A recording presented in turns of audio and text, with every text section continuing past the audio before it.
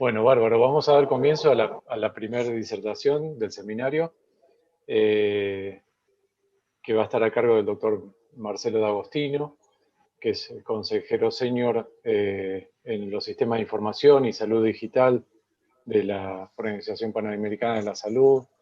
Eh, Nos va a hablar sobre el tema de la transformación digital del sector salud, estos desafíos y oportunidades que tenemos en estos momentos tras la pandemia.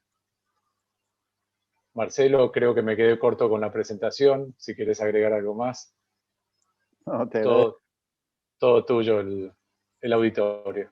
No, muchísimas gracias, Roberto. Un gusto estar y compartir este panel también con Gabriel. Gracias, Josefina, a la gente del SENAS y también en particular al doctor Rubén Torres por la confianza y por poder estar aquí con ustedes. Voy a Muchas gracias. compartir la pantalla, tengo una presentación. La estoy abriendo en este momento. Voy a dar un pequeño contexto para y llegar hasta la discusión y presentación de un instrumento que desarrollamos y que se está utilizando ahora en varios países de esta región y también de los países africanos de lengua portuguesa.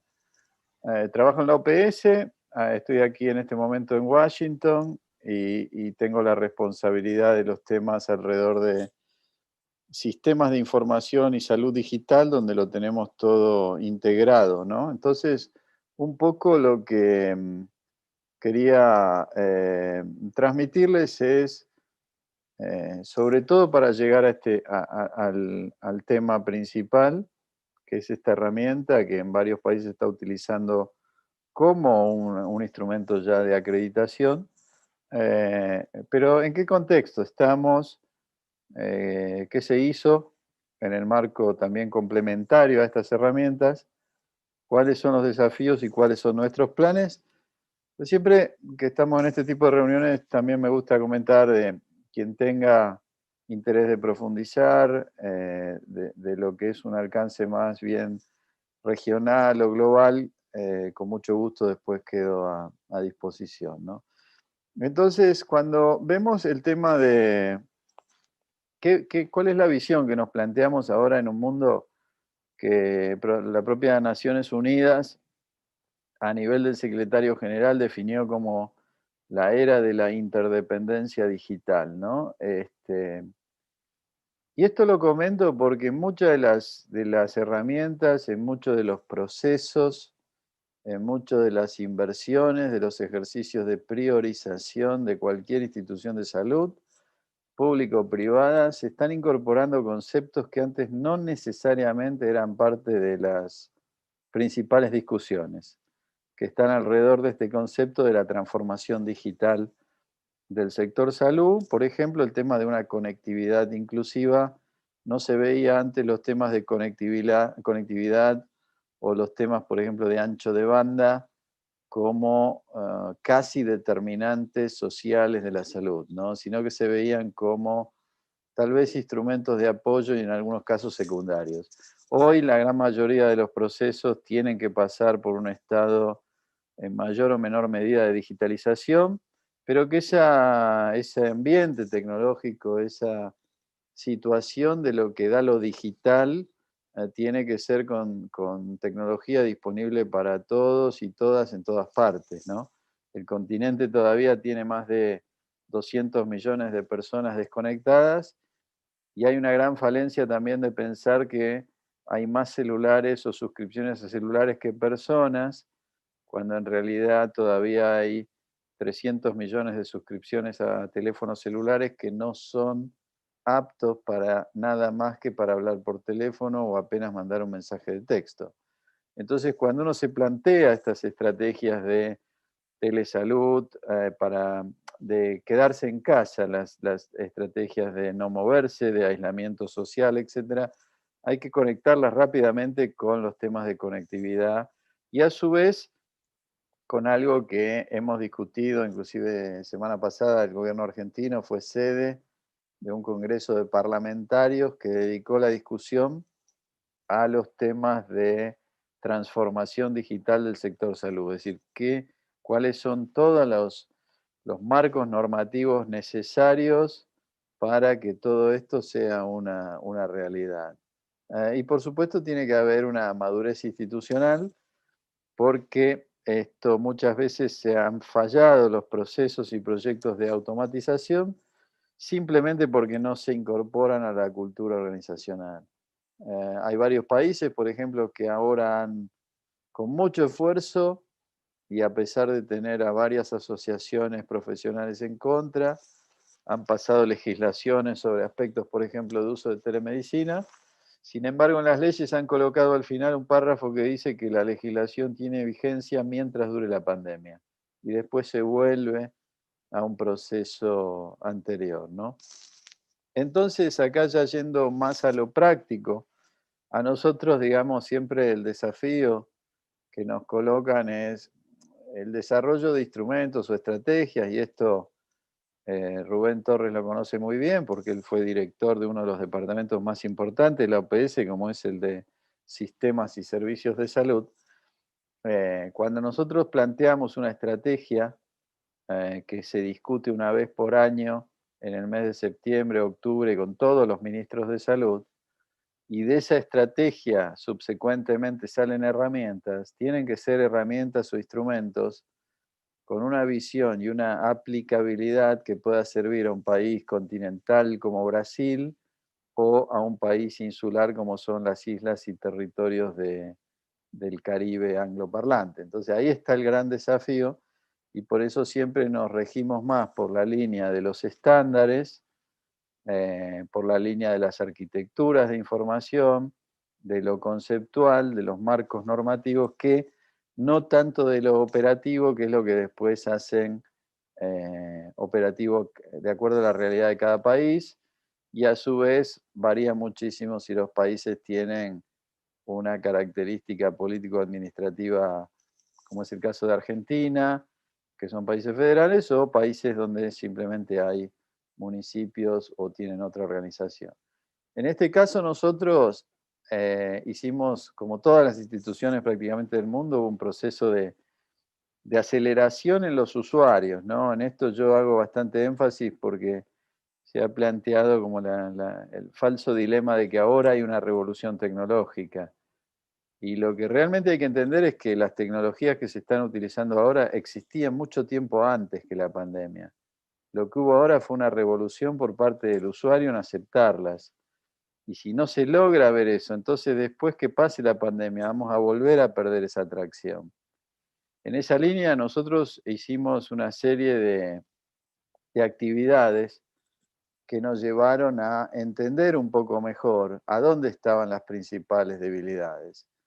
Y una de las cuales, por ejemplo, fue entender cuáles eran las necesidades de automatización, pero también de competencias técnicas en los centros de atención primaria, ya que en general en los hospitales de mayor complejidad, en mayor o menor medida, independientemente de qué país estemos hablando, existía la cultura de la automatización, existía los espacios para telemedicina o teleconsulta, en la mayoría de los casos como mecanismos de segunda opinión médica o segunda opinión formativa, pero estaban preparados. A donde los agarró más despreparados fue a nivel de centros de atención primaria, no solo desde el punto de vista de los profesionales de salud, sino que también desde el punto de vista de los pacientes, ¿no? Entonces, todo este cambio de paradigma que existe hoy también en la relación médico-paciente influyó, y hacia ahí estuvieron el desarrollo de nuestros instrumentos, ¿no? Acá hay solo algunos ejemplos.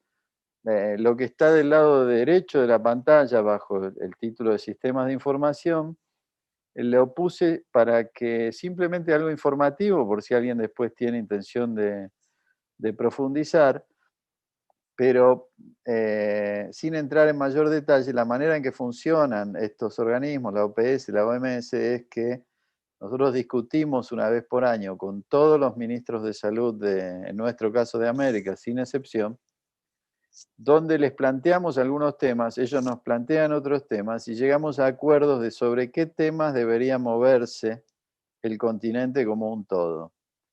En esa línea, que alguna vez se ha aprobado una estrategia de acceso y cobertura universal a la salud, o la salud presente en todas las políticas, otras como por ejemplo lo que era la lucha contra las enfermedades crónicas no transmisibles, en septiembre del 2019 se aprobó y los ministros por unanimidad eh, acordaron trabajar y acelerar todo lo que tenía que ver con sistemas de información y salud digital. Y esto significa organizar las funciones del sector salud en este ámbito en 4 grandes áreas, que eran todo lo que tiene que ver con gobernanza de los sistemas de información y gobernanza de las tecnologías, instrumentos normativos, etcétera, lo que tenía que ver también, lo que tiene que ver también con el manejo per se de las tecnologías, todo lo que podríamos decir en lenguaje más plano, hardware y software. Una tercera área de información y gestión del conocimiento, ya incluyendo los nuevos modelos de análisis de datos, análisis predictivos, proyecciones, etcétera. Y un cuarto elemento donde voy a entrar ahora con el instrumento más puntual, que tiene que ver con innovación y que tiene que ver con el posicionamiento del sector salud en las iniciativas de gobierno electrónico, que ya vienen funcionando hace bastante tiempo, pero que lamentablemente el sector salud no compró la idea al mismo nivel que otros sectores. Entonces, este es el momento fundamental en donde desde todos los ángulos, públicos, privados, académicos, organizaciones profesionales, no gubernamentales, etcétera, empujemos para el mismo lado de llevar a la salud pública en el marco de todo lo que se discute en las iniciativas de gobierno electrónico. En esa línea fue que nosotros desarrollamos una herramienta, que es esta que tiene un color diferente, lo muestro aquí más grande, que lo llamamos de herramienta de medición del nivel de madurez para implementar servicios de telemedicina.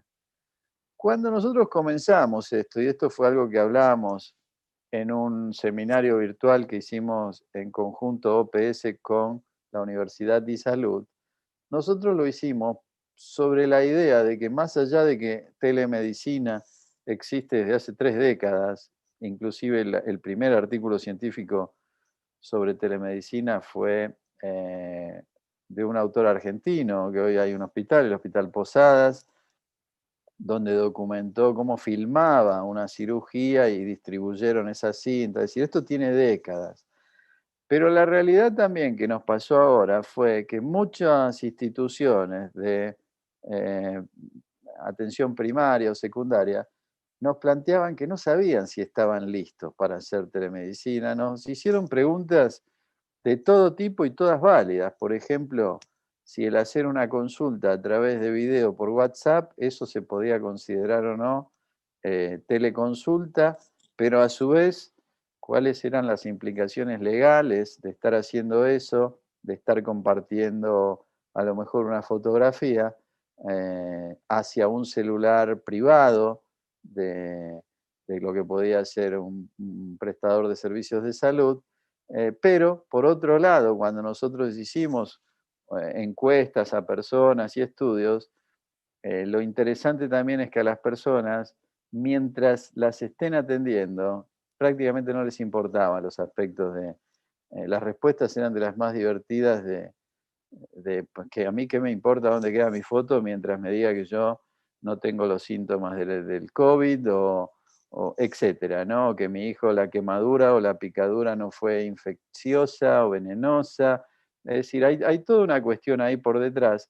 Pero lo que sí vimos era que tanto las instituciones que iban a prestar servicio como los socios o potenciales donantes que están negociando préstamos con países, como son el Banco Interamericano de Desarrollo, el Banco Mundial, etcétera, y hablo de préstamos de mucho dinero, también nos planteaban, es decir, hay una necesidad muy grande de saber exactamente a dónde se invierte.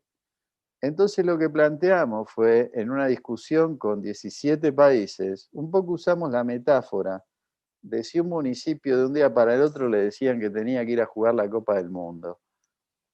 Entonces, lo primero que teníamos que decir es, y tenemos técnico, tenemos un estadio para practicar, tenemos camisetas de repuesto por si ganamos y la queremos regalar a la tribuna. Es decir, había pequeñas cositas que con un ejercicio de facilitación externa construimos con estos 17 países, decir, bueno, antes de dar un paso que a lo mejor resuelve una situación puntual por una ansiedad, por las situaciones también de descomprimir los servicios de salud, aplique esta herramienta y la herramienta le va a decir si está preparado o no. Pero a su vez le va a decir, si no está preparado, qué es lo que tiene que hacer, ¿no? Nosotros sí insistimos en esto de no tener herramientas que simplemente le diga, usted está muy mal, suerte, sino que decir, bueno, ¿en qué nivel está? Lo planteamos por niveles, por eso lo planteamos un nivel del 1 al 5, donde en el único caso que le decíamos que no empiece era si le daba nivel 1, que prácticamente era instituciones sin conectividad, sin una persona que podía apoyar, es decir, todo lo que se llamaba preparación organizacional, que lo definimos como las bases fundacionales, ¿no? Lo mínimo y necesario. Sin esto decíamos no empiece.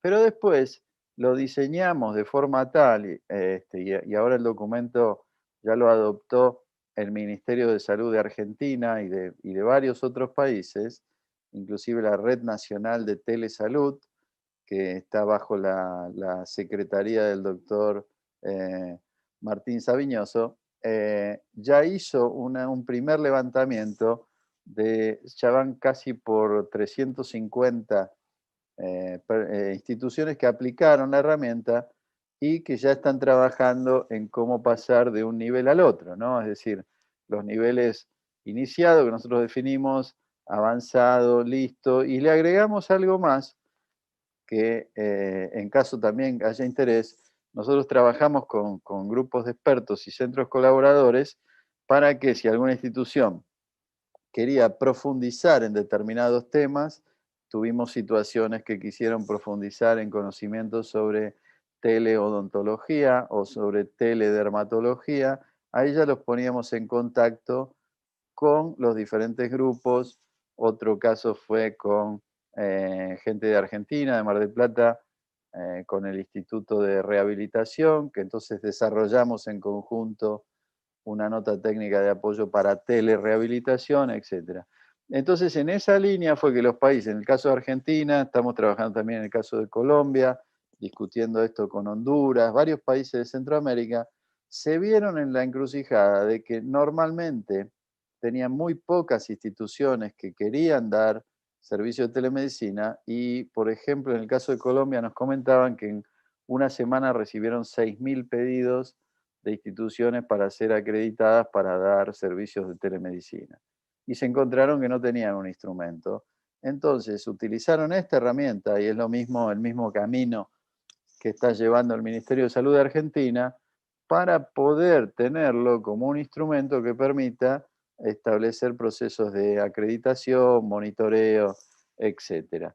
Y nosotros desde OPS acompañamos, digamos, la implementación, aunque está diseñada para que sea autoexplicativa.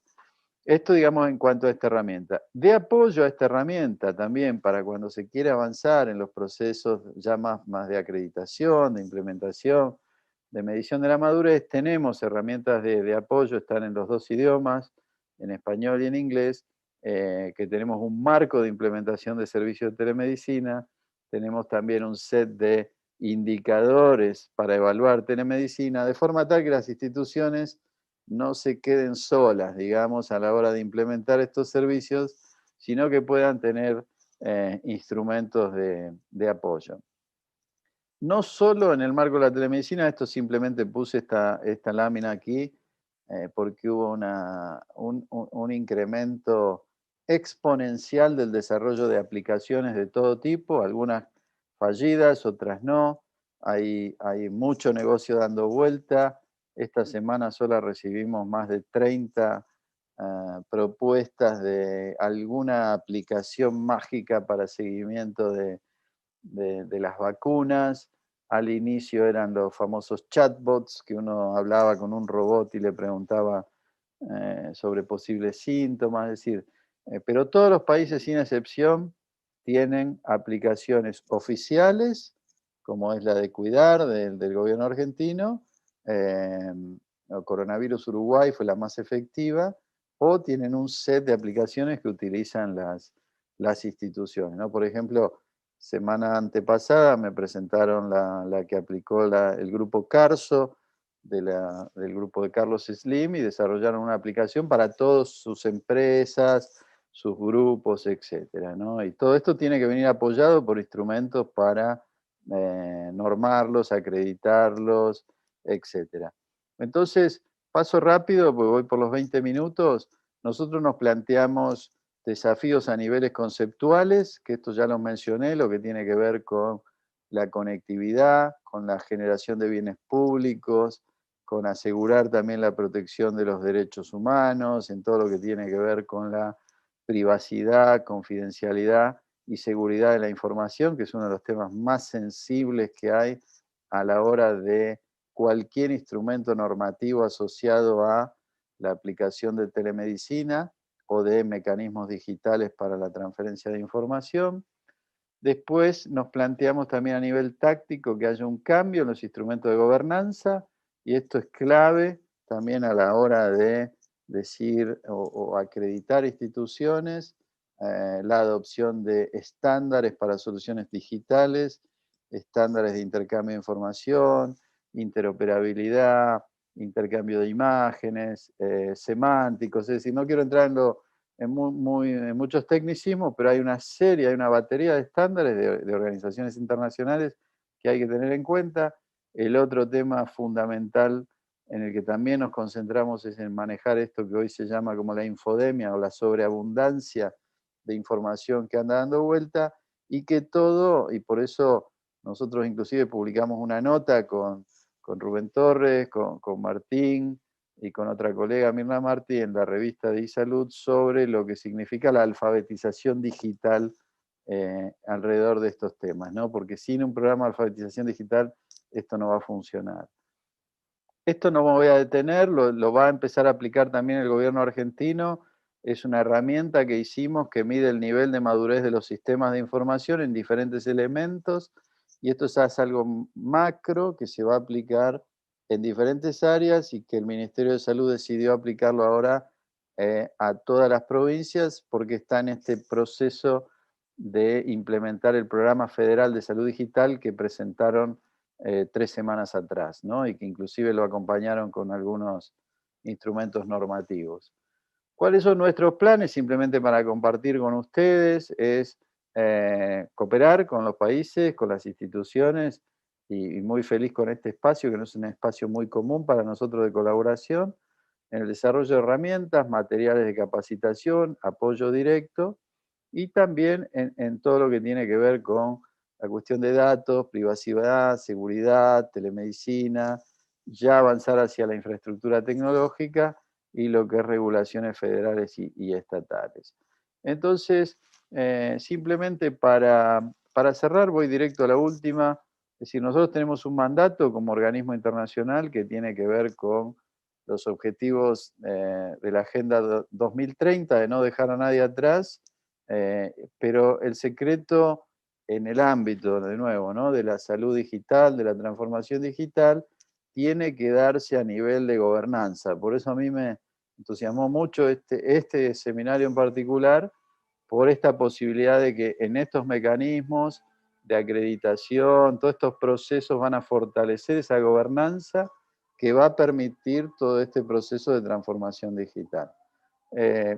Dejo de compartir acá y veo que ya me pasé 2 minutos del tiempo, así que pido disculpas y quedo atento a cualquier pregunta. Estamos bien, Marcelo. Hasta ahora, bueno, no hemos recibido preguntas en el chat. Ya van a empezar a aparecer. No sé, Josefina, si vos tenés por ahí otras preguntas, ¿no?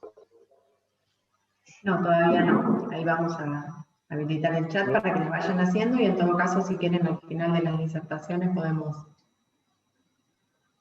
compartirlas. con los doctores. Perfecto. Muchas gracias, Marcelo. Vamos a pasar entonces a la segunda parte del seminario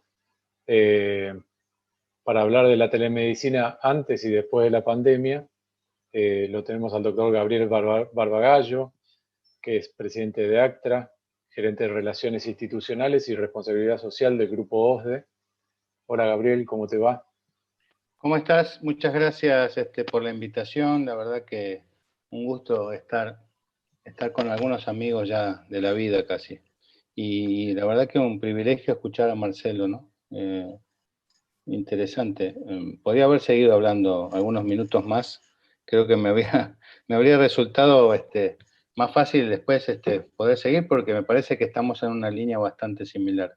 Si me escuchan bien, avanzo y paso a compartir. O sea que yo cuando lo escuchaba a Marcelo, se me vino a la cabeza un personaje de Molière que era el Bourgeois gentilhombre, ¿no?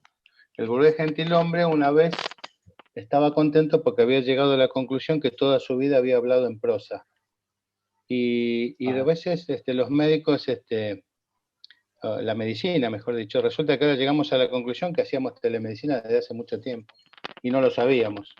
Y realmente la telemedicina, por definición, desde que se inventó el primer instrumento de comunicación, que fue la telegrafía, fue aplicada a la salud, a resolver temas de salud, y eso ya era telemedicina. De hecho, una epidemia de difteria en el año 1925 en Nome, que es en Alaska, se resolvió con perros. Además, de hecho, es un perro héroe que se hicieron películas, pero se coordinaron todas por vía telegráfica, y eso era telemedicina.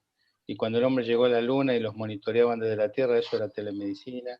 Y cuando el doctor Florencio Cardó, que es el primer médico que recuerdo en la televisión, daba consejos desde la televisión, eso también es telemedicina. Cada vez que apareció una nueva herramienta de comunicación, tuvo su aplicación en la salud. Lo que pasa es que ahora lo disruptivo fue la video. Cuando apareció la video de poder hablar y vernos con los pacientes, eso lo hizo disruptivo y parecía que estábamos rompiendo alguna regla de la medicina clásica. Entonces, lo primero que quiero decir, y como presidente de la Asociación de Telemedicina, es que la telemedicina no es una especialidad médica, la telemedicina no reemplaza al médico, es una herramienta más que se interpone entre el médico y el paciente solamente para mejorar su acceso. La Organización Mundial de la Salud dice que es el uso de tecnologías de la comunicación y de la información al servicio del diagnóstico, el tratamiento, la prevención y la educación médica. Dice la OMS, cuando la distancia es un factor crítico, yo con humildad me permito disentir, es cuando el acceso es un factor crítico, y la pandemia lo demostró perfectamente. Uno podía estar a media cuadra de un paciente, pero el acceso era muy complicado. Entonces la telemedicina encontró ahí una muy buena fuente de aplicación.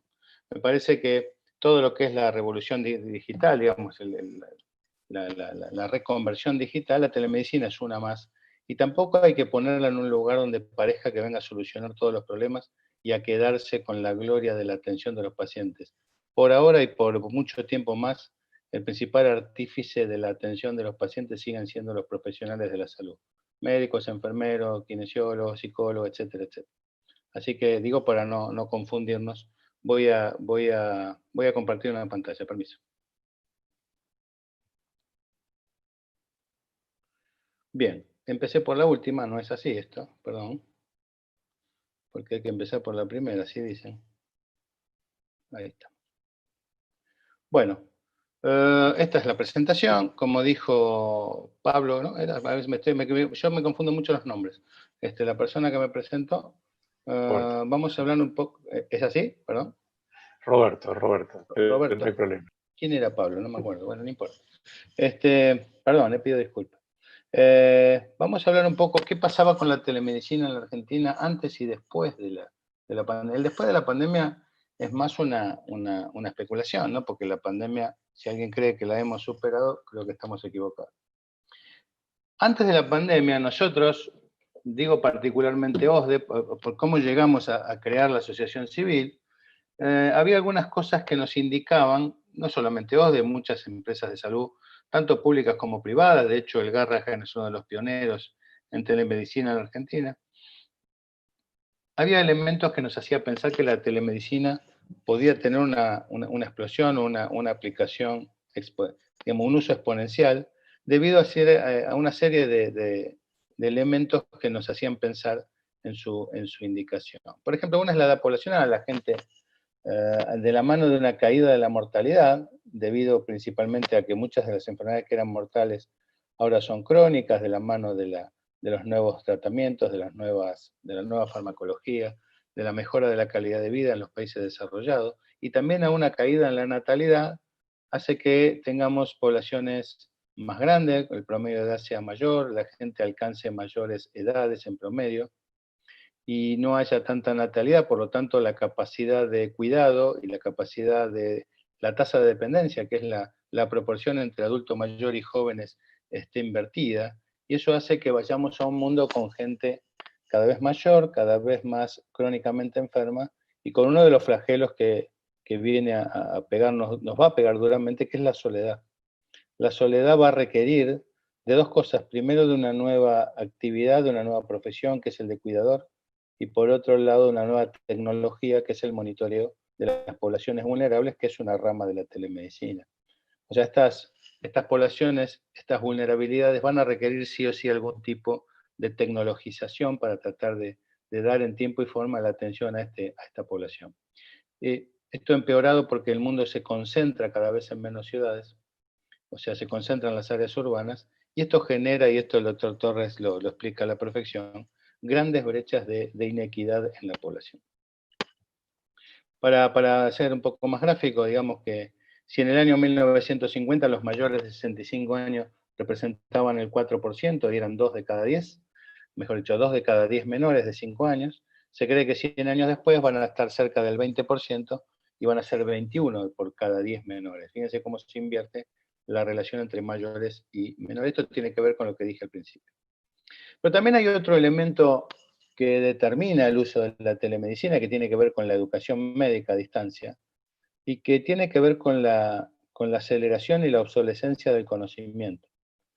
Dice Eric Schmidt de Google que todo el conocimiento general, no médico, todo el conocimiento generado desde el inicio de la humanidad hasta el año 2003 ocupan 6 exabytes. Para que tengan una idea, un exabyte, yo no soy tecnólogo, pero lo tuve que ir a leer, un exabyte son aproximadamente 100.000 millones de gigas.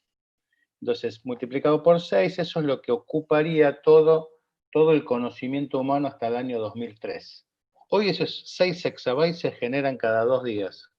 Para tener una idea de cómo el conocimiento es tan vertiginoso y se genera, no solo se genera, sino que se hace obsoleto mucho más rápido, con lo cual probablemente la forma de los congresos que conocimos, que íbamos y viajábamos y cuando volvíamos lo comentábamos entre nuestros colegas, va a ser un proceso, digamos, difícil, porque la velocidad de obsolescencia del conocimiento va a requerir alguna forma mucho más eficiente. Dice IBM que el 90% de toda la información existente en el mundo fue creada en los últimos 2 años. Esto es un poco lo que explicaba antes. Si Hipócrates, padre de la medicina occidental, año 460 a.C., y la electricidad, que es el cuadro que le sigue, arriba del eje, fue creada en el 1752, estamos diciendo que un poco más de 2000 años se hizo la medicina sin electricidad. Todo el resto apareció la electricidad. Hoy sería impensado pensar hacer medicina sin electricidad, pero entre los 2000 años se hizo de la misma manera. Y cada uno de los descubrimientos y los desarrollos tecnológicos se han ido incorporando y han ido teniendo su aplicación en la salud, que es un poco lo que vemos debajo. Fíjense que lo último que puse fue el Bluetooth, que apareció en el año 1998, la Internet en 1980. Ahora, nosotros tenemos una ley en la Argentina de ejercicio profesional, donde expresamente decía, hasta hace poco, que no se podía hacer medicina si no era de manera presencial. ¿Y saben por qué? Porque la ley de ejercicio profesional de la Argentina es del año 1967, el hombre no había llegado a la luna, no había Internet, nadie sabía lo que era la nanotecnología, ni mucho menos el HIV y la resonancia magnética. O sea, de alguna manera estábamos necesitando una actualización de esa ley. Y hablando de nuestra ley, entonces vayamos a los determinantes de nuestro país. Digamos que en un país como el nuestro, que es octavo en superficie en el mundo, que ocupa 2.780.000 kilómetros cuadrados, después de Rusia, China, Estados Unidos, Canadá, Australia, Brasil, India, ahí viene la Argentina, es un país muy extenso, pero con una población del último censo 40 millones, se calcula que ahora está entre 43 y 44 millones, o sea, tiene una población similar a lo que es España, pero con una superficie que son unas 7 Españas más o menos, con lo cual eso da una densidad poblacional de cerca de 16 habitantes por kilómetro cuadrado, pero con una gran heterogeneidad, porque acá en la capital donde yo estoy, aproximadamente hay 20.000 aproximadamente habitantes por kilómetro cuadrado, y en la Patagonia hay solamente un habitante por kilómetro cuadrado. Y esta gran distribución heterogénea también es una fuente de inequidad y de acceso, principalmente de inequidad en el acceso a la salud. Sin contar que las grandes ciudades tan abarrotadas de población presentan un caos vehicular que también atentan contra el acceso a la salud. Tenemos un país bendecido por distintos sectores industriales, pero que también son sectores donde de alguna manera nosotros encontramos una oportunidad para desarrollar la telemedicina, porque son lugares de muy difícil acceso.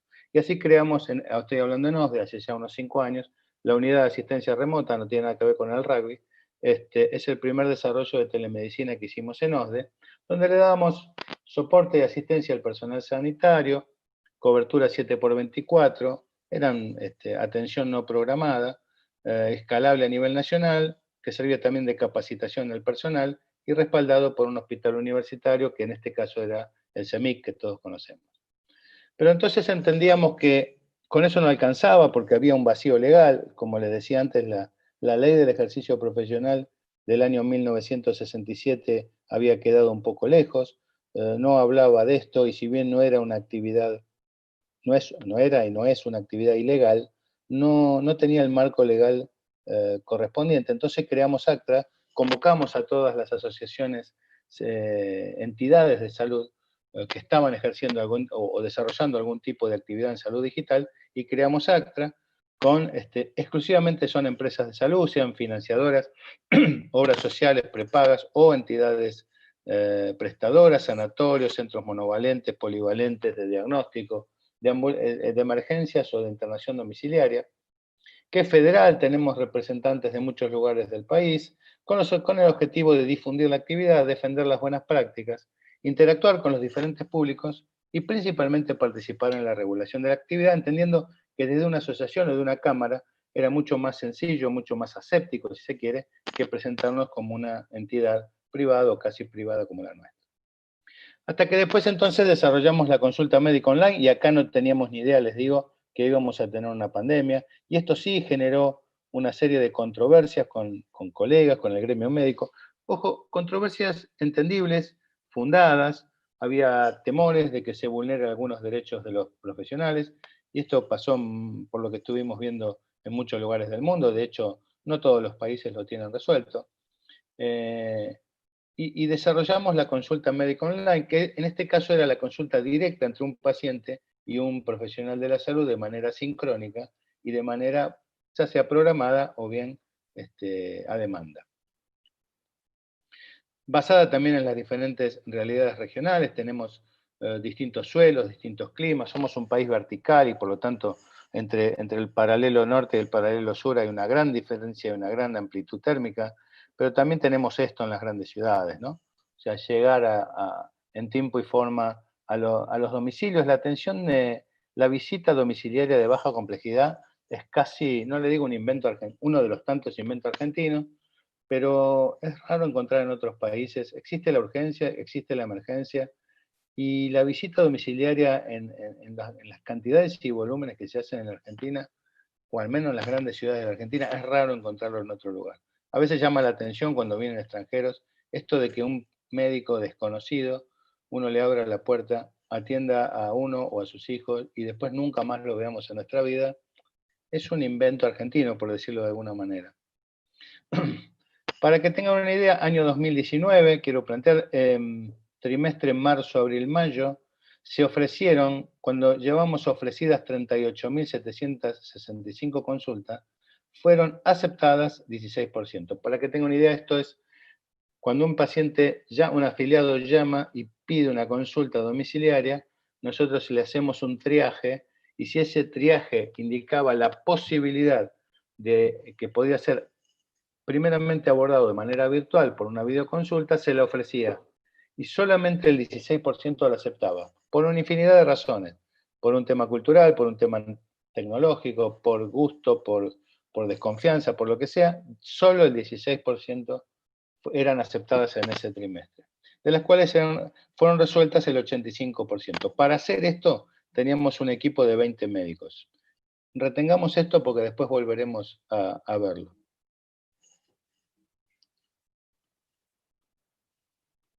Las aplicaciones de la telemedicina, entonces, no solamente la videoasistencia, puede ser, como dije al principio, el monitoreo de poblaciones vulnerables, segunda opinión, prescripción electrónica, historia de clínica digital, todas las herramientas de salud digital, la consulta médica online, la teleeducación, algunos desarrollos específicos, no eran nuestros, hablo de todas las entidades de ACTRA, el telestroke, el teleinfarto de miocardio, la dermatología. El telestroke es una experiencia muy interesante que en el mundo ya ha demostrado. El stroke, para los que no son médicos, es el accidente cerebrovascular y cambia radicalmente si la causa es la obstrucción de una arteria o si es el sangrado de una arteria. Y si es la obstrucción de una arteria, hay un tiempo que se puede actuar donde puede realmente minimizarse los efectos y las complicaciones de ese stroke.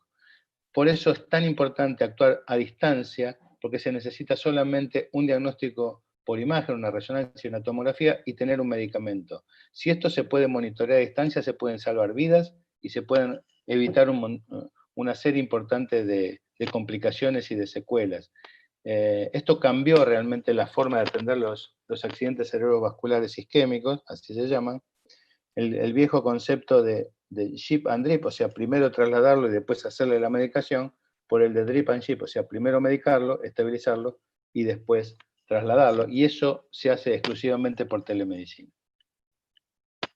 Pero apareció el COVID. Acá llegamos entonces a la primera parte que decíamos, antes y después del COVID. Bueno, esto era el antes. Aparece el COVID en el mundo. Entonces, tuvimos que desarrollar una estrategia. Primero, todo lo que tuvo que ver con el home office, el poner a toda nuestra gente a trabajar, hablo de OSDE, desde su domicilio, hacer toda la gestión que todavía, por comodidad, por costumbre o por cultura, había mucho de papel, mucho de físico, y tener que transformarla toda en virtual y en magnético, y principalmente la atención médica, en donde tuvimos que por suerte teníamos esa experiencia acumulada de esos 4 o 5 años de hacer consulta médica online, donde ese triaje lo teníamos muy bien ya incorporado. Y si ustedes recuerdan, esto empezó en marzo y todavía teníamos un alto nivel de dengue, era época de calor. Entonces, en ese triaje, primero teníamos que determinar si era pasible de ser una consulta atendida en forma virtual o no. Luego, si cumplía con algún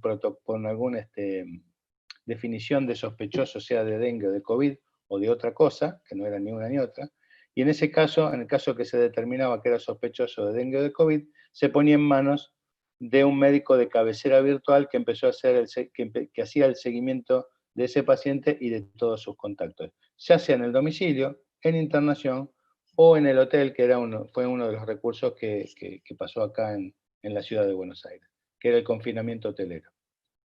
¿Recuerdan lo que vimos antes? Primer trimestre, año 19, más que primero, marzo, abril, mayo. Fíjense lo que pasó este año. Para las mismas 38.700 consultas, el nivel de aceptación creció del 16% al 88%, y la resolución creció del 85% al 92%. Eso sí, el número de médicos que tuvimos que contratar pasó de 20 a 170. Esto un poco habla y derriba el concepto de que la telemedicina vulnera el trabajo médico. Fíjense la cantidad de médicos que tuvimos que incorporar. Realmente el gran beneficio no es ahorrar trabajo médico, sino otro tipo de ahorros que después lo vamos a ver. ¿Qué pasó con qué nos demostró la telemedicina durante la pandemia? La telemedicina nos dio accesibilidad, o sea, más cantidad de gente se pudo atender, nos dio agilidad por poder rápidamente atenderlos. No es lo mismo mandar un médico que empezar a atenderlo en el momento que llama, y eventualmente ahí están mandando un médico, pero se puede empezar a actuar de manera mucho más ágil y mucho más rápido.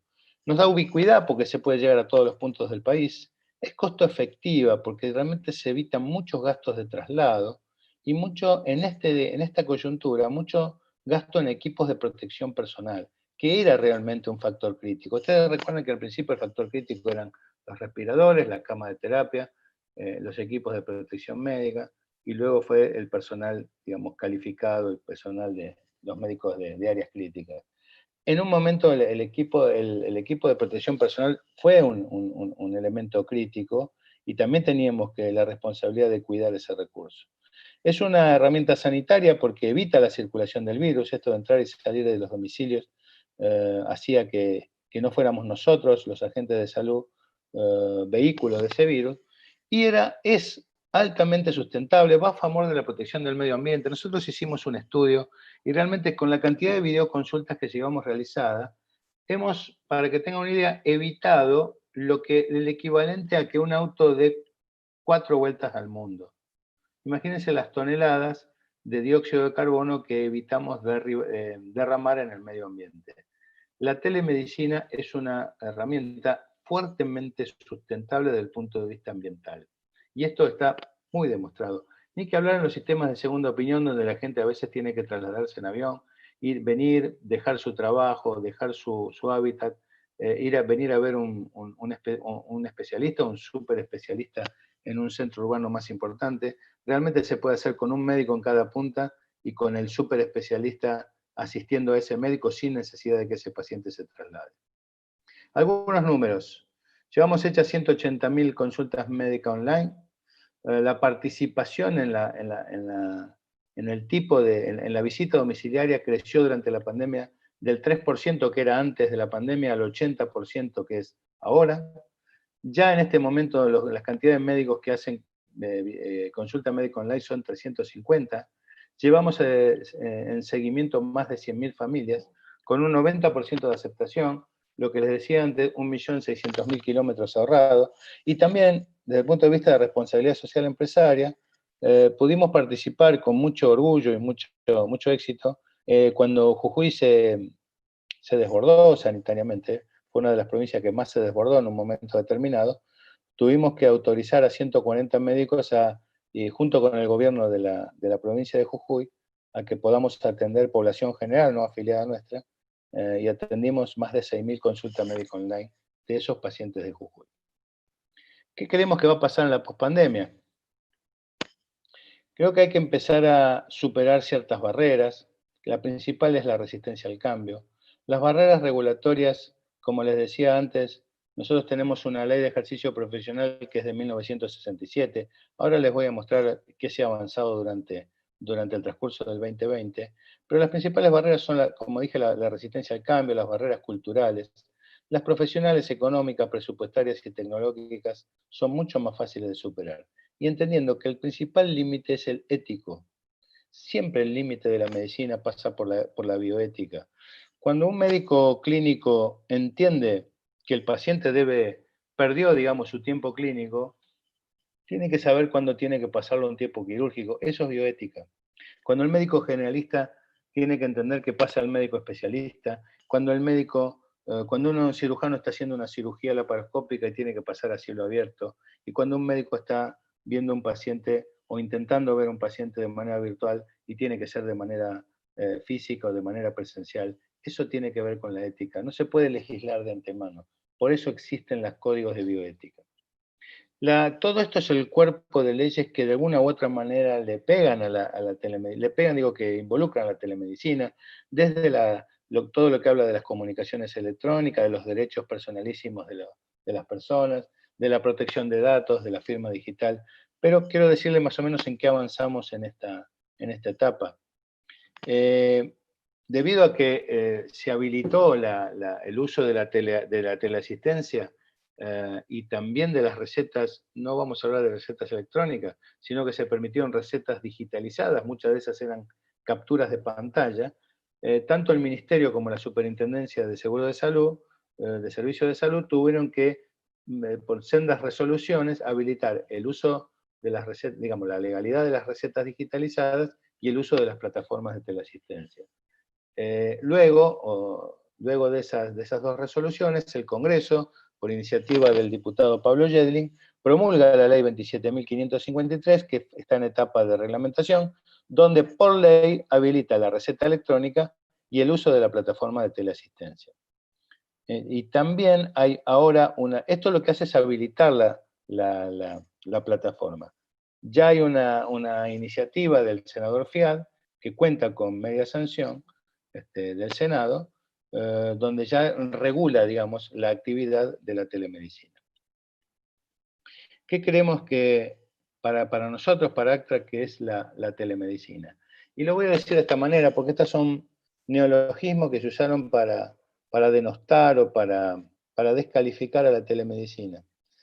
Que era banalizar, decían que la telemedicina banalizaba, precarizaba y uberizaba, por Uber, a los médicos. Y yo les digo que, yo no, desde ACTA decimos que el videolaparoscopio no banalizó a los cirujanos, pero yo recuerdo, y el doctor Torres seguramente también que es cirujano, toda una discusión importante entre los viejos cirujanos finoquietistas que decían que el laparoscopio no era la forma de operar a los pacientes, que los grandes cirujanos hacían grandes cicatrices, que tenían campos quirúrgicos, y hoy es impensado, y esto tiene que ver con la evolución de la ciencia y de la medicina.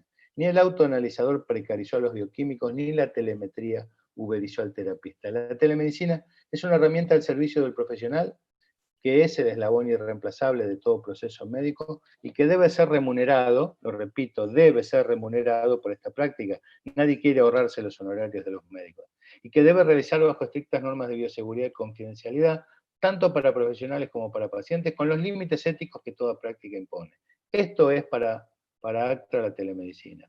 Porque en toda práctica médica siempre hay una tríada que es imprescindible. Primero, el profesional que aporta ciencia y arte de manera irreemplazable. No se puede hacer medicina, al menos por ahora, no se puede hacer medicina sin un profesional de la salud. No se puede, digamos, proveer salud sin un profesional de la salud. Después viene la herramienta nos da alcance y ubicuidad. Sea cual sea esa herramienta, es lo que dice la palabra, está a la mano del profesional para usarlo de manera ética y de manera sapiente para el uso con sus pacientes. Pero falta algo, no alcanza con el profesional y la herramienta. También tendrán que definirse los procesos. Y la telemedicina, por sobre todas las cosas, la clave del éxito pasa por el buen desarrollo del proceso de la telemedicina, y esto tiene que ver con las buenas prácticas. Por eso siempre desde ACTRA les pedimos a las sociedades científicas que tomen este tema y que desarrollen los capítulos del uso de la salud digital y de la telemedicina en cada una de las especialidades. Ya voy terminando. Los determinantes de la telemedicina, desde la oferta de los servicios de salud, están en la concentración de la gente y de los especialistas, de las cada vez más subespecialidades y de la obsolescencia del conocimiento. Y de la demanda, la longevidad, cronicidad y soledad, que expliqué al principio, la interjurisdiccionalidad, que ahora un párrafo aparte, la complejidad y los problemas de equidad. Estos son determinantes que nos dicen que la telemedicina puede ser un aliado importante en los médicos para tener a mano cuando sea necesario. Los desafíos a resolver de la telemedicina en nuestro país. La interoperabilidad es como los sistemas se hablan entre sí. Un gran desafío mundial, no es fácil. Los países más desarrollados no lo han resuelto. He hablado con mi par, digamos, de Australia, y él me decía que las 4 regiones de Australia tienen un serio problema de interoperabilidad. Bueno, aprendamos dentro de lo posible de la experiencia de ellos. El gran problema de la Argentina es la jurisdiccionalidad. La Argentina es un país federal, por constitución es un país federal. Y como tal, cada provincia, la salud está delegada en cada uno de los estados. Entonces, cada una de las provincias emite su propia matrícula. No se sabía, no se conocía lo que era la telemedicina. Esto de que un médico está en un distrito y el paciente puede estar en otro, no estaba previsto cuando se definieron este tipo de cosas. Y esto no puede evitar el desarrollo de una herramienta de estas características. Tendremos que discutir cómo poder resolverlo sin que se vulneren los derechos ni de los gremios médicos, ni de las provincias, ni de los profesionales. Pero el tema de la jurisdiccionalidad es un problema serio. Algunos dicen que el acto médico está donde lo emite el médico, otros dicen donde causa su efecto, que es donde está el paciente. Pero es un problema realmente a resolver en los próximos tiempos. Lo de los seguros está resuelto, ya no hay dudas de que los seguros de mala praxis están alcanzados a las prácticas de telemedicina, lo mismo que la remuneratividad, y habrá que buscar una manera de certificar las distintas aparatologías que se pongan en juego en cualquier práctica de telemedicina. Ya hablé de los aspectos éticos y de las buenas prácticas. Denostar a la tecnología como que es un mal de nuestra época, yo me permito disentir. Abajo hay toda gente mirando distraída, sin darle bolilla al que tiene al lado mirando el celular, y los de las fotos de la fila de arriba hacían lo mismo pero mirando el diario. Si los de arriba no miraban el celular era porque no tenían celulares. Pero la actitud es la misma. Cuando la gente está sola, tiene tiempo y tiene que esperar, necesita distracción. Puede ser el celular, puede ser un diario. Hoy el diario se lee en los celulares. Tampoco hay que demonizarlo a las herramientas digitales. Fíjense, estas dos plazas de San Pedro, 2005, la coronación del Papa Benedicto XVI, 2013 la coronación del Papa Francisco. Fíjense lo que pasó en tan poco tiempo respecto de celulares, tablets, etcétera, etcétera. Porque mientras nosotros seguimos discutiendo el uso de la telemedicina, el mundo ya algunas cosas las ha superado y ya está discutiendo el uso de realidad virtual, aumentada, inteligencia artificial, nanotecnología, robótica, impresión 3D, el uso de drones, etcétera, etcétera, etcétera. La tecnología tiene que estar siempre al servicio de la raza, al servicio del humano, al servicio de la ciencia, al servicio de los profesionales, al servicio de quien la necesite, y no es a la inversa, y tampoco hay que tenerle miedo, porque a la larga siempre la tecnología se impone. Cuando empezó la electricidad, al poco tiempo se inventó la terapia electroconvulsiva, conocida como electroshock. Imagínense lo que fue cuando el primer paciente hubo que conectarlo a 220 voltios para hacerle un tratamiento. Realmente no debe haber sido cosa fácil esa discusión. Creo que a la larga todas las tecnologías encuentran su verdadero justo medio, como decía Aristóteles, porque ni antes era un demonio, ni ahora es un dios. Habrá que ponerlo, insisto, como decía Aristóteles, en su justo medio. Muchas gracias y quedo si hay alguna pregunta. Muchas gracias. Muchas gracias, Gabriel. Estamos recibiendo las preguntas, estoy tratando de organizar un poco. Para enganchar con tu charla, tenemos una pregunta de Alejandro Ruiz Vázquez, que pregunta, ¿cuál fue el costo-efectividad en rendimientos económicos en la pandemia, en la telemedicina? Lo pregunta si analizó ACTRA esto. A ver si entiendo la pregunta. La costo-efectividad, no, en ese aspecto no. Sabemos que es más costo-efectiva porque por el tipo digamos, si una consulta antes tenía un honorario y un viático y encima por la pandemia la utilización de un equipo, hay toda una parte que es menos costosa, que tiene que ver con el viático, el traslado y con el uso de equipo. Se mantiene el honorario. Desde ese aspecto, y se puede hacer una mayor cantidad en menos tiempo, digamos, porque el traslado por una ciudad es mucho más engorroso, digamos, mucho más. Un médico podría hacer 4 o 5, lo que en un médico hacía 4 o 5 consultas movilizándose por la ciudad, sentado desde un lugar, de un consultorio virtual, puede hacer casi el doble, les diría. Con lo cual es mucho más efectivo. Ahora no lo tenemos analizado. Sí estudiamos lo que les decía, la parte del impacto ambiental, eso porque lo empezamos a hacer antes de la pandemia realmente. Pero seguramente cuando termine la pandemia sí vamos a tener, porque aparte son números que no son comparables contra otro testigo, porque los números que teníamos antes de la pandemia no se condicen, si bien son, quizá el costo individual de cada consulta haya bajado, hablo de costos, haya bajado, el número es mucho más grande. Pero se compensa por otro lado porque era la gente que no salía de su casa, entonces capaz que utilizaban menos prácticas de diagnóstico. La respuesta es no, digo para no seguir dando vueltas, la respuesta es no. Me parece interesante poder llegar a tenerlo y me parece que sí habrá que hacerlo una vez superada la pandemia y una vez, digamos, pero acá lo que va a costar, insisto, es compararla contra otro testigo, ¿no? Porque el antes de la pandemia es muy difícil, pero es interesante el planteo. No, la respuesta es no. Bárbaro. Gracias. Bueno, hay 2 o 3 preguntas que son más o menos similares, por supuesto, tanto para Marcelo como para Gabriel. Elisa Fía dice, muy interesante el tema. Mi institución no utiliza telemedicina. Me gustaría saber cuál es el primer paso. Perdón, Marcelo. No sé cuál es su institución, o no importa el nombre, qué tipo de institución es, por eso. No es lo mismo un sanatorio que una empresa de internación domiciliaria. O, no sé, depende cuál es el tipo de institución. Seguro. Elisa, ¿estás por ahí? Podés habilitar el micrófono.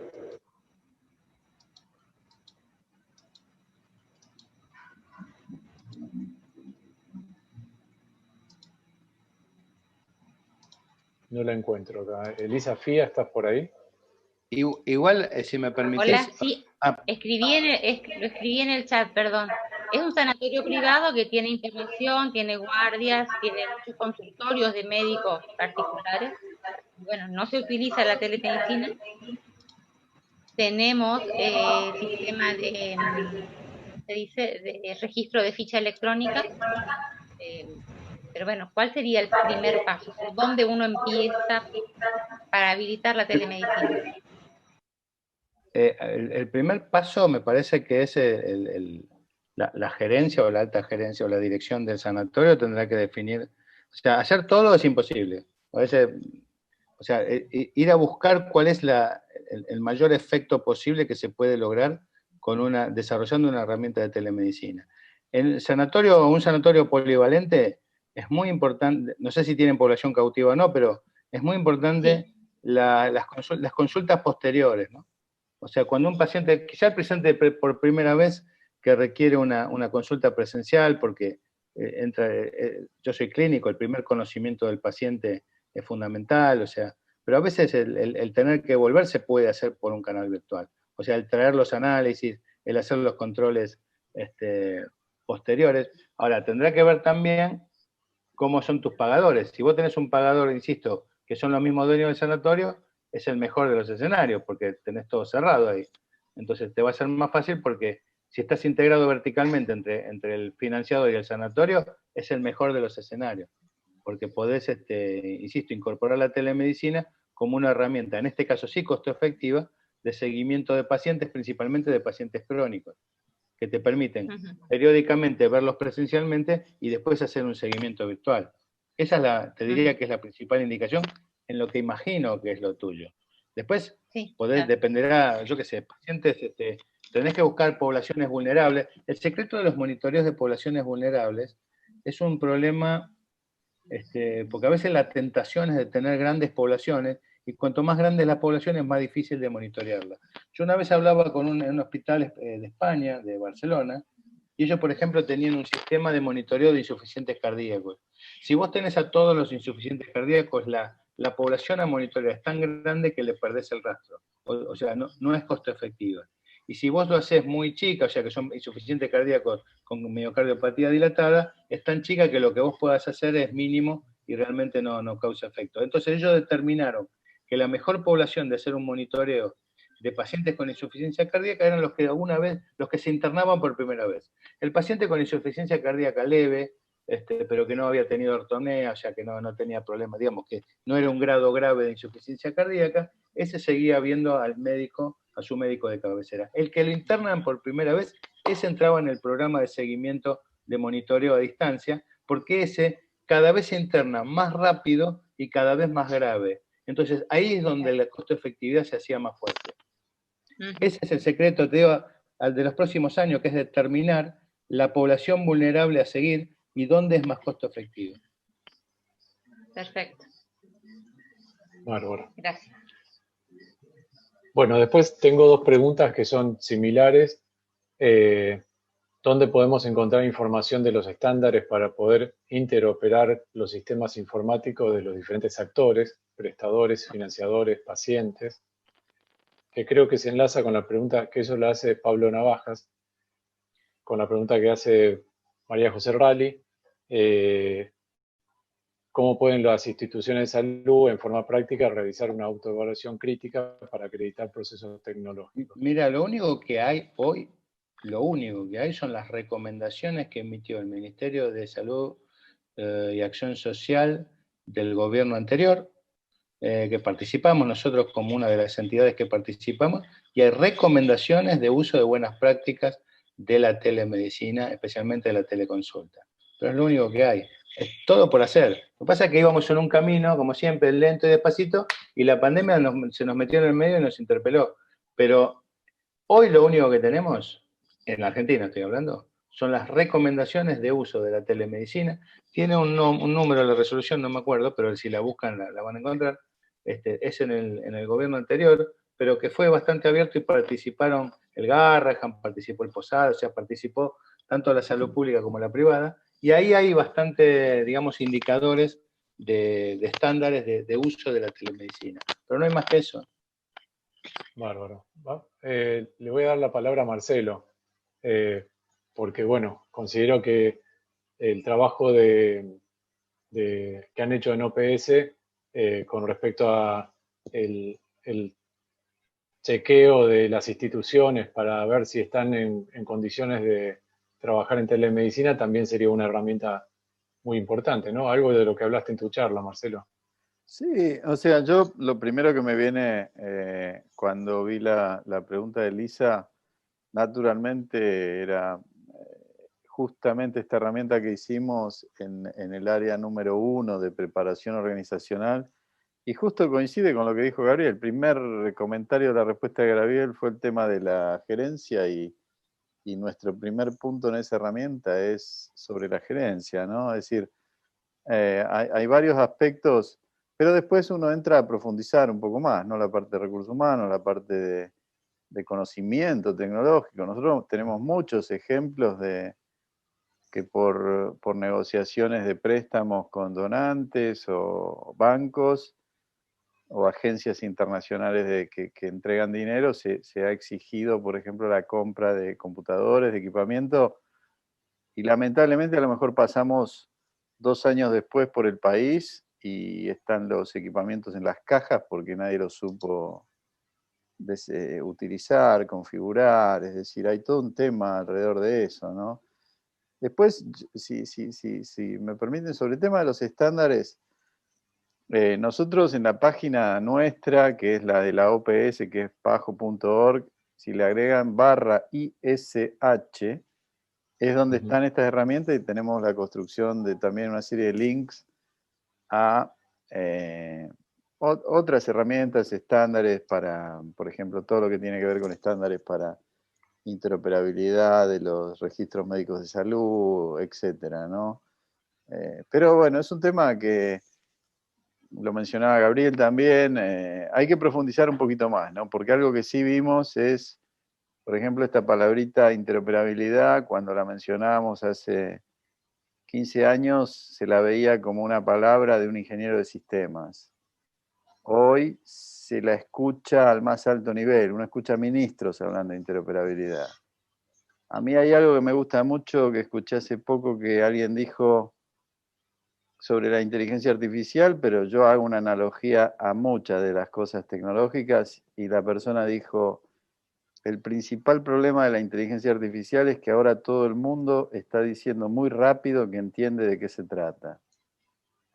Lograr interoperabilidad no es una cosa simple, y yo dudo, lo he planteado en varias charlas, el año pasado inclusive una discusión más técnica con la gente de la Georgia Tech, el MIT y estos. Yo dudo que alguna vez se llegue a la interoperabilidad total. Sobre todo porque a veces también no es necesario. A veces estamos tratando de lograr una interoperabilidad extrema cuando los datos a lo mejor que se necesitan que sean interoperables son 5 o 6 variables y no 70 variables. Y algo que Marcelo, nosotros... perdón, termina tranquilo. No, es una cosa, una reflexión nomás, así, que yo No, pero en un utilizo sistema, mucho. yo decía, en un sistema tan fragmentado como el nuestro, la verdad que la interoperabilidad es casi utópica, ¿no? Casi utópica. No, claro, es que, y también yo tengo ahí algo que a veces no suena muy bien, por eso digo, si alguien, espero no se enojen, a mí me gusta tener nuevos amigos en LinkedIn, en Twitter y en Facebook después de las charlas, y no menos. Pero a mí me parece que una gran falencia, yo lo vivo hace 32 años que estoy en la OPS, que he visto y que insisto mucho, es que al sector salud a nosotros nos cuesta mucho aprender de otros sectores. Si nosotros vemos el tema de interoperabilidad, que se conecta con otro tema que es una discusión muy fuerte, que es la identificación única de los pacientes, los bancos lo resolvieron hace 30 años. Es decir, yo voy con mi tarjeta de crédito y si ese cajero automático forma parte de la red que yo estoy, saco plata de cualquier lugar del mundo, no se confunden quién soy, no importa si mi nombre está repetido 50 veces, los sistemas ya resolvieron ese tema hace 1000 años. ¿Qué es lo que nosotros hacemos siempre? Es tratamos de reconvertir a una persona de salud en algo más, en un informático, en un comunicador. Ahora decimos, hay infodemia. Ok, la misma gente, vamos a discutir de infodemia. En vez de decir, no, traigamos a los expertos de información, traigamos... Entonces ahora algo que yo creo dentro de todo lo negativo de la pandemia, que sí es positivo, es que me da la sensación que se entiende que ahora hay que ser más multidisciplinarios que nunca. Si no, no se van a resolver. Esto va a ser una cosa temporal y vamos a volver a ver los temas de la informática como a mí me ha tocado vivir mucho de ver, llamemos al chico de TI que nos ayude porque no anda el email o que nos ayude a pasar el PowerPoint. Cuando ahora nos encontramos que tiene que estar en la misma mesa de discusión para definir una política pública, un instrumento normativo, etcétera, ¿no? En esa línea, perdón ahí que me extendí. No, perfecto. Bueno, como tengo 2 preguntas y media con respecto a un tema, voy a bajar a lo terrenal y desde siempre los médicos pensamos en esto. El honorario del profesional en la consulta online se lo considera igual a la consulta presencial, pregunta Cecilia Chacón. Y Beatriz Riondet, otra doctora, cómo resolvieron las remuneraciones en consultas de telemedicina. Y la consulta y media es que hay otra pregunta que hacen sobre lo jurisdiccional, cuando se pasan los territorios con esto de la telemedicina, ¿no? No sé quién quiere responder.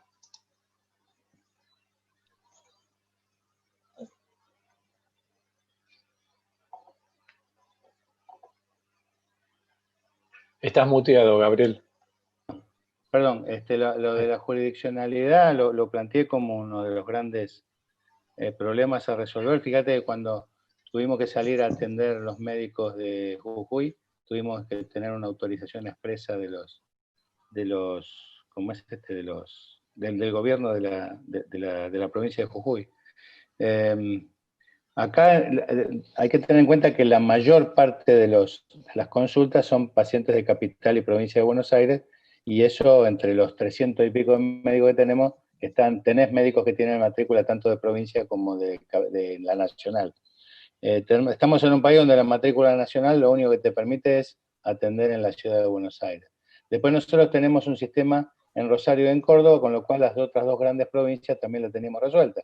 O sea, realmente en algunos lugares lo tuvimos que utilizar médicos que están matriculados en ese lugar, y seguramente en algunos lugares hemos cometido algún pecado de tener que atenderlo a pacientes fuera de jurisdicción, pero teniendo Capital, Provincia, Córdoba, Rosario y Mendoza también, que tenía un sistema propio, teníamos resuelto, te diría, en nuestro caso de afiliados, más del 80 y pico % de las posibilidades de atención.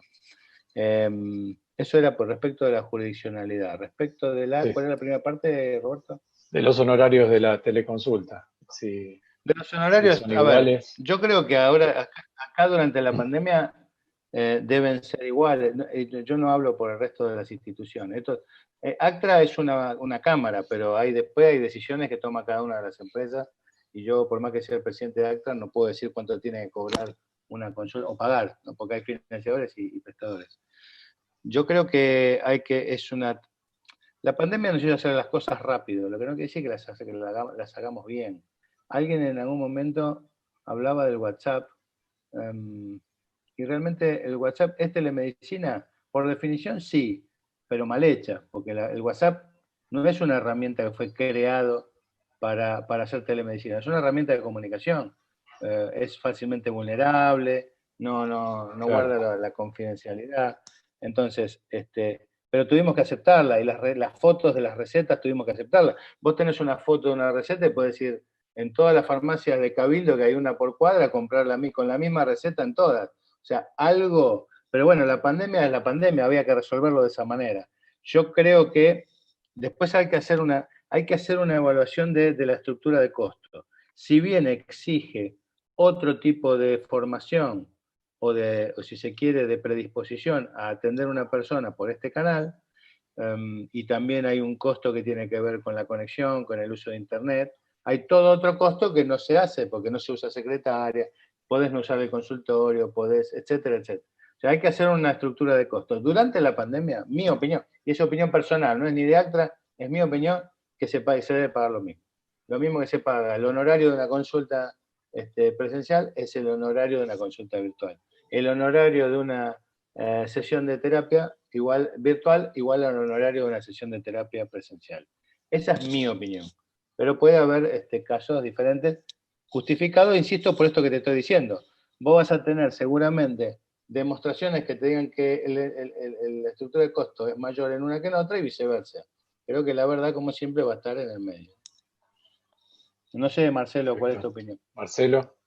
No, ahí yo haría simplemente un copy and paste de lo que dijo Gabriel, que es el que tiene la experiencia. Lo nuestro, lo que te puedo decir es a nivel, por ejemplo, en el Caribe, donde prácticamente es una de las regiones del mundo con mayor movilidad, las discusiones que hay a nivel de CARICOM, el equivalente a nuestro Mercosur, digamos, tiene que ver con esto de que no deberían considerarse los temas de jurisdicción porque es muy común en el Caribe que las personas se vayan a atender a otros países directamente, ¿no? Por determinadas situaciones. Entonces esto está a nivel más alto en las discusiones de los jefes de Estado. Si me permitís, Roberto, dos riesgos respecto a lo que vos dijiste.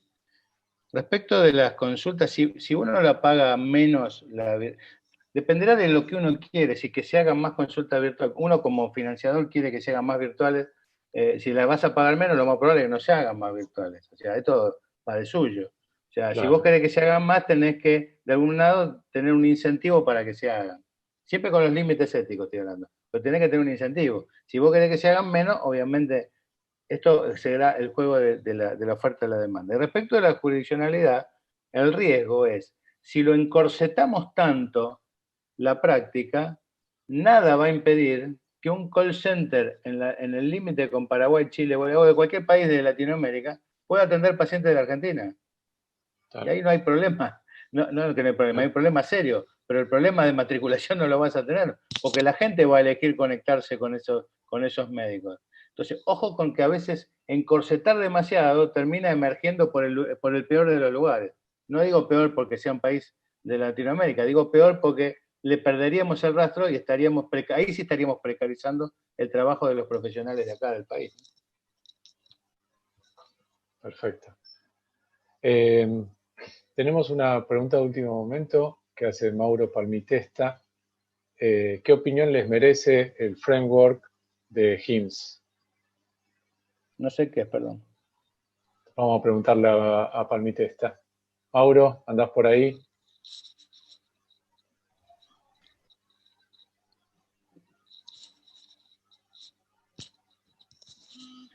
¿Podés habilitar tu micrófono?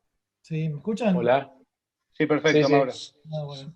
Sí, el framework de HIMSS es un framework que ayuda a la transformación digital, justamente que es una organización mundial, digamos, que ayuda justamente a eso, y ha generado un framework bastante similar, un poco a lo que hablaba Marcelo, o sea que entiendo que es previo a la evaluación de la madurez operacional para la telemedicina, y ayuda y da algunas buenas prácticas de cómo ir hacia la salud digital, digamos, ¿no? Ahí quería escuchar un poquito la opinión de Marcelo, si lo conocía. Sí, ahí puse el link justo. Nosotros trabajamos mucho con ellos, la verdad. Es bastante complejo, pero técnicamente es muy sólido y es uno de los más reconocidos, digamos, a nivel mundial como framework, ¿no? Y también como institución, es una institución que produce una serie de eventos, documentaciones, tiene grupos de expertos. En Argentina, por ejemplo, quien está muy conectado con todo lo de HIMSS es el Hospital Italiano de Buenos Aires, que tiene un nivel de certificación bien alto en el tema de transformación digital. Así que sí, es muy recomendable. Ok, muchas gracias. No, Bárbaro. Bueno, no han entrado nuevas preguntas, así que les agradecemos a Marcelo y a Gabriel la excelente disertación. Es un gusto escucharlos, es un gusto para mí escuchar gente que mira el futuro y visualiza lo que se viene y visualiza cómo hacerlo mejor, cómo hacerlo con mejor calidad. Así que muchísimas gracias a toda la audiencia. Los esperamos mañana a las 19 horas para el tercer y último día de este seminario. No sé, Josefina, si querés comentar algo más. No, en realidad también agradecerle a los doctores por este trabajo que han estado haciendo, porque si me quedo con algo positivo, bueno, hablaron de un montón de cosas positivas, creo que el tema de haber mejorado la accesibilidad en un momento tan difícil como fue el momento más crítico de la pandemia, me parece que eso habla de una atención centrada en la persona. El tema de las externalidades positivas, como mencionaba el doctor Gabriel Barbagallo también, digamos que esto beneficia no solo a los pacientes, sino también a la sociedad en general a través de otros efectos, como fue el tema de la afectación del clima y demás. Y bueno, los desafíos que nos quedan pendientes, como todo sistema, y como decía también el doctor Barbagallo, todo sistema que es mejorable, que fue desarrollado, que venía a un paso y que ahora de repente hubo que acelerar de 0 a 100, mejorar la seguridad. Creo que nos queda pendiente el tema de mejorar la seguridad y no perder de vista en esto de la atención centrada en la persona, en que la tecnología tiene que estar al servicio de las personas en esto y corrernos un poco, ¿no? de estar al servicio de las empresas o de otras cuestiones, sobre todo en este momento. Creo que esos son los desafíos que por lo menos yo me llevo como conclusión. El encuentro de mañana va a estar centrado en gestión del riesgo en tiempos de pandemia, en los nuevos modelos de prevención y en esto que se ha estado hablando tanto este año en el Día Mundial de la Seguridad del Paciente, con el lema de cuidar a los que cuidan, ¿no? También corrernos un poco e incorporar al equipo de salud. Y el doctor Alberto Díaz Legazpi, que nos va a estar hablando de la gestión por procesos y la acreditación como herramientas de mejora también en estos momentos tan especiales. Así que bueno, esperamos contar con la presencia de todos ustedes. Muchas gracias por participar y muchas gracias a los doctores. Gracias a ustedes por la invitación. muchas gracias. Muchas gracias a todos y buenas noches. Muchas gracias, Marcelo y Gabriel. Un gran abrazo a los dos. Muchísimas gracias. Muchas gracias. Igual, Rubén.